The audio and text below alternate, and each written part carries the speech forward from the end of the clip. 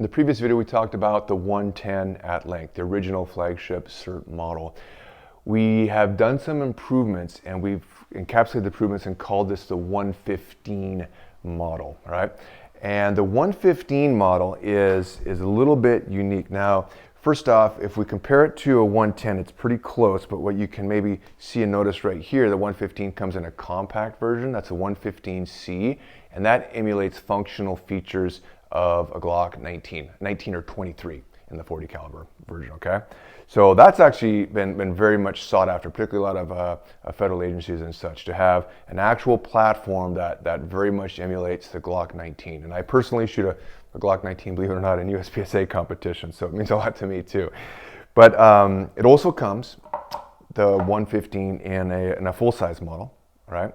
And with the full-size model, let's hold these both up.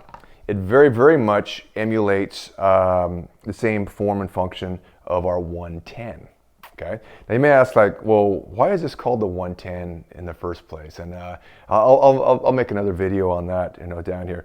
But the 115, it basically emulates functional features of, let's say, a Gen 5 with the smoother front here, which some people like and some people don't. But nonetheless, we just emulate that grip, the functional features of that grip of the Gen 5.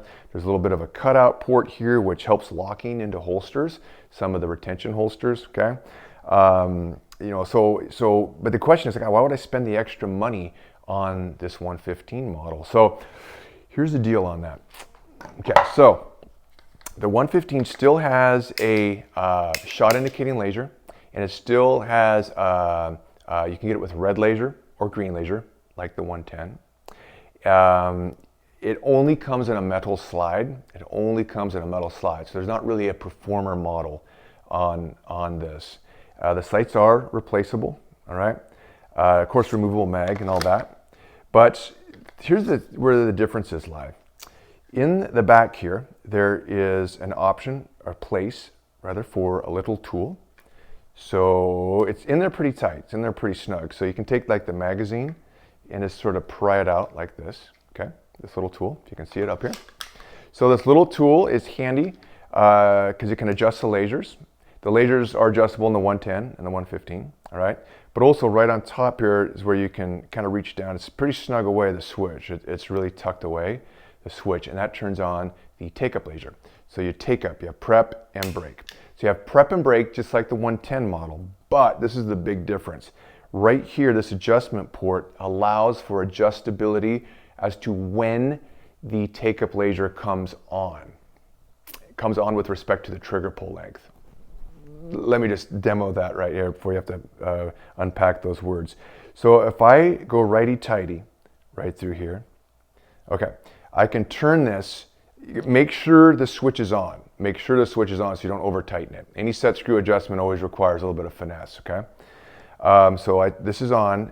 Now this is constant on. My finger's off the trigger and the red laser is constant on. This is great for a lot of drills, just the quote laser drill, where you're seeing where officers and where students are muzzling and not, all right, without their finger on the trigger. If you're pieing corners, you can see, like, exactly where the muzzle is, or approximately. Sometimes it's positioned just below sight picture, but you get a general idea of the muzzle alignment, okay? But that's one feature. But then what you can do, this is what gets kind of interesting. I'm right here. I'll just turn it like this. So I'm just going a little bit, see how I just turn this left a little bit? It's kind of like adjusting the needle in a carburetor if you're a gearhead, old school. Now, this is very sensitive, so as soon as I even think about touching that trigger, okay? If I even think about touching that trigger, that red laser comes on, okay? It makes it very, very, very sensitive to the touch, because if a common drill would be, let's say it's a law enforcement drill and you have some officers in a stack, and then you turn the lights off and you see who actually gets their finger on the trigger and does this. All right, it's a little bit of a noxious stimuli, but this is just a drill. There's a lot of things you can do like that, but essentially, if there's any even thinking about touching that trigger, that you can make it sensitive so it comes off. So anyways, that's one feature. Now I'm just gonna go ahead and adjust it back to full prep. So what I do is I prep the trigger, I make sure it's on, and then I'm gonna lefty-loosey this, just so it comes off and just so it comes on. And what's kind of nice about this too, depending on if you're a performance shooter or not, of course, proper trigger mechanics is prep, break, reset, reprep, and you can adjust this so you have to have a fairly aggressive reprep depending on your liking. So essentially the red laser, the trigger take-up laser, is adjustable as to when it comes on with respect to that trigger pull. You can even adjust it if you want to come on after the trigger pull, all right, if you so choose. And you can cover the green laser and then use it at that point with a targeting system that's red laser specific. A few people have done that, so okay. All right. So of course this tool is a 1.5 millimeter hex wrench, so you can adjust the lasers, all right? And that's nice because once you center your sights and put your sights on, make sure your sights are centered, particularly your rear sight, then you can adjust the laser, of course, right to sight picture. And that, of course, is similar for pretty much for all the SIRTs. Of course, the lasers are adjustable, all right? So other features of the 115 is adjustability of the trigger externally. This is kind of a cool feature. Right here, if you can even see, if I can get the light right, we have a break and a prep. And this hex wrench can go in here. And the only weird thing on here, there's a little, I don't know if it'll show up here, maybe I'll do a photo, but there's a little window, a little indication right here. So it's lefty, you go left, like the top part of the wrench goes to the left to make it a heavier break, just the way the mechanism works.